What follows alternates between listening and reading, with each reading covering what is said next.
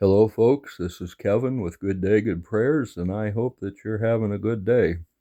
We've got several things to go over. One of them is we need to talk about the Board of Peace. When President Trump was in Davos, one of the things that he accomplished besides the Greenland deal, and the Greenland deal is not finalized yet, but the finality of it is just crossing the T's and dotting the I's, more or less. Everything else is pretty much worked out. Now the Board of Peace is the second phase. I told you a while back that there were 1,000-year peace treaties that were signed. When people decided that they wanted to get onto the Jetsons, they had to sign the 1,000-year peace treaty. That means that no country can fight against another country that is a part of Jetsons. And if you do, then you as a nation can go ahead and have the potentiality of losing your place in Jetsons. Now, people ask all the time, well, how can President Trump get away with this? The reason is he is working with the alliance to bring the other countries under control. Now you see there's a group of countries that have not signed the Board of Peace yet. The reason they haven't signed the Board of Peace is that some of those countries are guilty for cheating in the 2020 election. And the reason that President Trump keeps bringing that up is because a lot of those countries are going to go down. Not the countries themselves, but the people who are running those countries. People ask all the time, in the same vein, why are companies like BlackRock and so on that are so evil suddenly working with President Trump? Well, the people who were the evil ones in those companies have been taken out, and the people that are now in place are people who are willing to work with mankind. You see, everything comes down to mankind. When you look at an economic system and you look at the system as a whole, whether it's a country or whether it's the entire globe, you're looking at a macro system, which is a macrocosm of what is going on.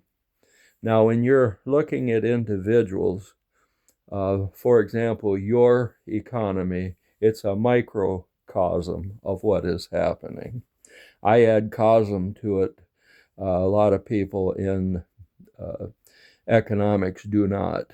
But the reason that I do that is so that you understand that the micro situation and system that we are in is going to benefit you.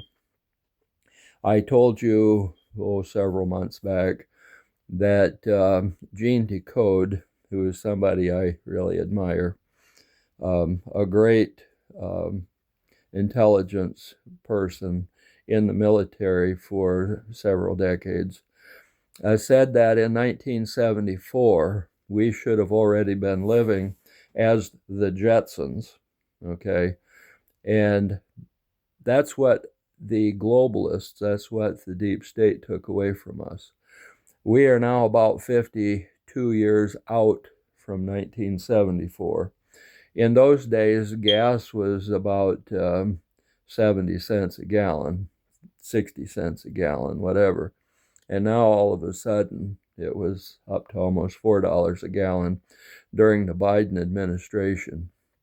Now we've got it back down to, let's see, 249 to 269 is where it is in a lot of parts of the country right now.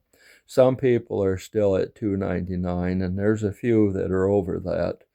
And it depends on how much it takes to get the fuel to you. And based on that, the numbers change a little bit. But they're getting away from the idea of, well, the economy in this area is really good, so we're going to charge extra for gas in this area. They're getting away from that. And you are beginning to see the prices going down inflation-wise in a lot of different areas. The whole system runs on supply and demand. The more people that are in an area, the higher the demand. So as they're taking illegal aliens out of communities, there is going to be less demand. In fact, they're actually seeing that even the traffic is becoming less congested. But what's very interesting is the fact that the prices are now coming down. 20-some cities around the country, as they are seeing illegals being taken out, are beginning to see the price of rent coming down. This is going to continue. This is going to be a trend. As we said last night, the people from Alaska are coming down, and over the next 2 weeks, when it's extra cold, they're going to be removing a lot of these people. And it's going to be very interesting. Now, when I talk about the Board of Peace, getting back to that, President Trump has been selected and elected by the people who vote on that as the chairman. Now, he's working with the Prince of Peace, and he's very careful to give God the glory on everything because of the fact, in fact, he said the other day, he says, God is very pleased with what my administration is accomplishing. Well, God is very pleased. God has appointed him. That's why the chairman of the Board of Peace and the Prince of Peace, and you know who he is, hopefully, are working together on this. And so you're going to see prices go down because they're going to be deflationary due to the fact that demand is being lowered. And you'll see this all across the board. You'll see it in rent. You're going to see it in groceries. You're going to see it in fuel. You're going to see, as I said, less traffic. And a lot of these things are going to change. So we have basically the framework. And Elon Musk, I think, said it best when he said that in 10 to 20 years, you won't have to work anymore because of the fact that you'll have all of the money that you need, all the money that you want. And so you'll be able to do your own projects. You'll be able to do things that help you to increase your income, but you won't have to do the things you don't want to do. And that's pretty much what Gene Decode was saying as well, that we are going to be able to live in a situation that is more like the Jetsons.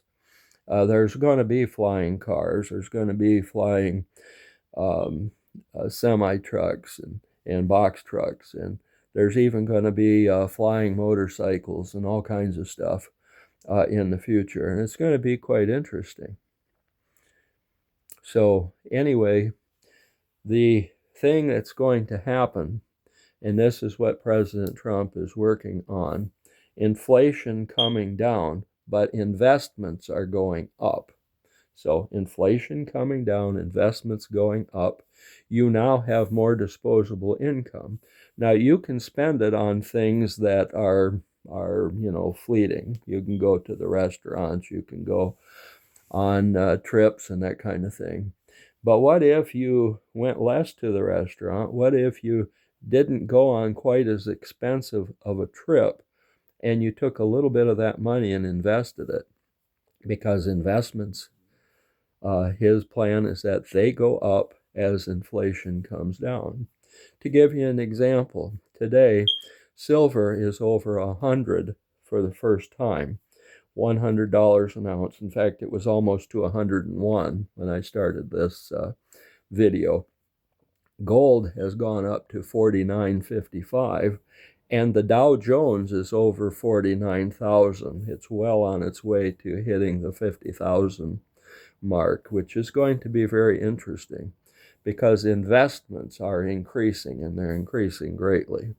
Platinum, palladium, rhodium, copper, and we've talked about copper, how it's going to go crazy along with silver. I think that silver will be up here and copper will stay here. Right now you can buy copper by the pound, and there is going to come a point, not in the too distant future, when it's going to be that copper is actually being sold by the ounce. That's going to be an important day, I believe. I also will tell you that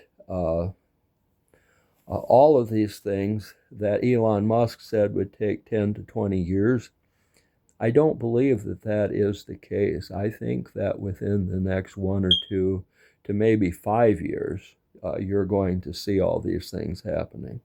I think that you are going to be living a little closer to the kind of lifestyle that the Jetsons lived. And that, of course, is the cartoon. And I do believe that you're going to have the choice. Do I work in a job that I hate, or do I do things that I enjoy?